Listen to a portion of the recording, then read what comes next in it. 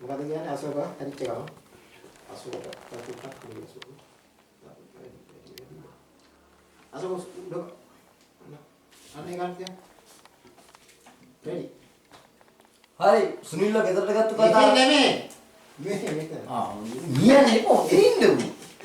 අපි යනවා ඒ වගේ ඉස්සරහම ගන්න. දැන් බලන්න.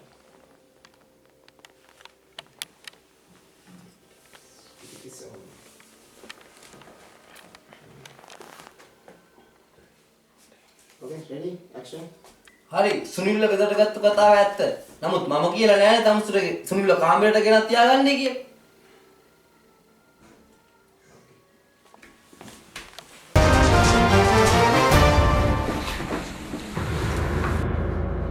ඔයාට මන්ද කිව්වේ සුනිල්ව ගේ ඇස් දාගන්න කියලා. දැන් ඔය අයකටත් වැඩිකාරය කරන්නේ මාවද?